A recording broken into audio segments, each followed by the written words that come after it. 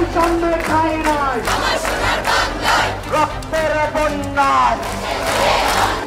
24 জুলাইয়ের শুরুতে সরকারি চাকুরিতে কোঠা প্রথার বিরুদ্ধে আন্দোলন ঢাকা বিশ্ববিদ্যালয় থেকে দেশের বিভিন্ন বিশ্ববিদ্যালয়ে ছড়িয়ে পড়তে থাকে। আন্দোলনে সাধারণ শিক্ষার্থীদের ব্যাপক অংশগ্রহণের এক পর্যায়ে শিক্ষার্থীদের উপর ছাত্রলীগ সশস্ত্র হামলা চালায়।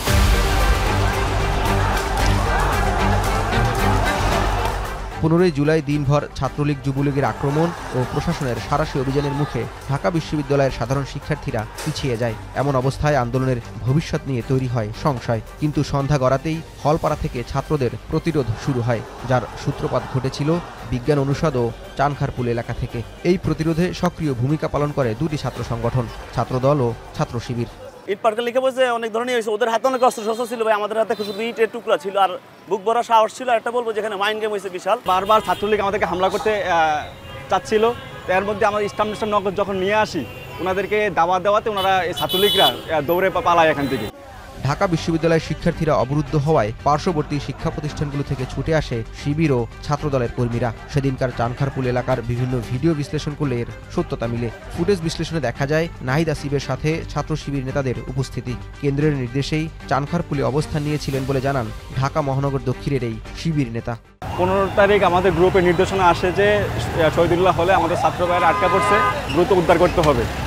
শহীদুল্লাহ হলের দিকে আমরা দ্রুত অগ্রসর হই। হওয়ার পরে ঢাকা মহানগর পূর্বের বাইরা আসে এবং ছাত্রলীগকে এখানে হামলা করতে চায়। ছাত্রলীগকে ঢাকা মহানগর পূর্বের বাইরা আমরা স্টাম্প সহ নিয়ে আসি। ঢাকা মহানগর পূর্বের বাইরা তাদেরকে ঢাকা মেডিকেলের দিকে দাওয়া করে এবং কি তাদেরকে এখান থেকে প্রতিহত করে। জুলাই নিয়ে লেখা আসিফ মাহমুদ সজীব ভুইয়ার মাতৃভূমি অথবা মৃত্যু বইতেও উঠে আসে ছাত্রদল ও শিবিরের প্রতিরোধের ঘটনা। শিবির নেতা সাদিক কাইমের সাহায্যের জন্য যোগাযোগ করে তৎকালীন সমন্বয়ক আসিফ মাহমুদ।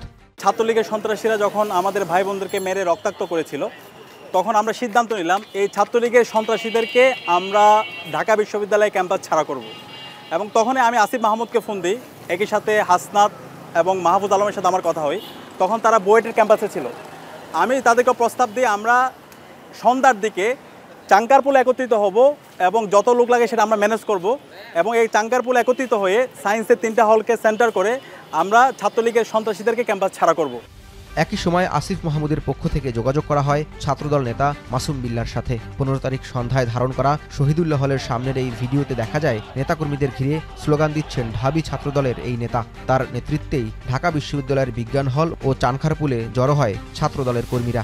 আসিফ মাহমুদ আমাকে বলতেছে আসিফ যে আপনাদের কাছে কিছু আছে, আবার জিজ্ঞাসা করছে। কিন্তু সে একবার আমি ওই যে পুরোনো দিনে কথা বলতে গিয়ে বললাম না, তখন একবার কিন্তু তখন বলছে, আমি তখন তাকে উত্তর দেনি। এখানে যখন আবার বলছে একদম সবার সাথে বলছে আর কি, সবার সামনে, যে আপনাদের কাছে কিছু আছে। এখানে তো ভাই মিডিয়া আর অনেক সবাই আছে উপস্থিত। আমি তাকে শুধু একটা কথা স্পষ্ট বলছি, আমার মনে আছে যে আমাদের অনেকগুলো বডি আছে, এত কিছু লাগে না, আমাদের এত কিছু লাগে না। এই কথাটা বলছি, বলার পরে দেখলাম যে আসিফও জীবিত।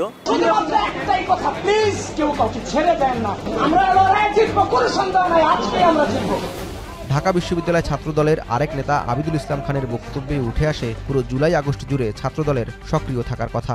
যেখানে বিক্ষোভটা হবে, যেখানে আন্দোলনটা হবে, তার থেকে একটু নিরাপদ দূরত্বে আমরা অবস্থান করব। কারণ আমরা যারা সিনিয়র আছি, আমাদেরকে ম্যাক্সিমাম ক্যাম্পাসের সাংবাদিক এবং আইনশৃঙ্খলা বাহিনী এবং ছাত্রলীগের যারা ছিল এরা আমাদেরকে চেনে। তো আমাদেরকে দিয়ে আন্দোলনটাকে নষ্ট করে দেওয়ার একটা সম্ভাবনা আছে, যার ফলশ্রুতিতে প্রথম দিনে আমাদের সিদ্ধান্ত নেওয়া হয়েছে জুনিয়ররা আন্দোলনের ভিতরে থাকবে, জেনারেলাইজেশন হবে, সাধারণ শিক্ষার্থীদের সাথে মিশে যাবে, আমরা নিরাপদ দূরত্ব অবস্থানে থাকব। এই হামলার জেরেই নেপথ্য থেকে সামনে চলে আসে শিবির ও ছাত্রদল। এর কিছুদিন পর কোটা সংস্কার আন্দোলনের প্রথম সারির নেতারা গ্রেপ্তার হলে আন্দোলনকে বাঁচিয়ে রাখে মূলত ছাত্র সংগঠনগুলোই। জওয়াদ মাহমুদ, এখন, ঢাকা। শিয়া বাটার ও ভিটামিন ই সমৃদ্ধ লিলি হালাল বিউটি সোপ, তারুণ্যময় উজ্জ্বল ত্বকের জন্য।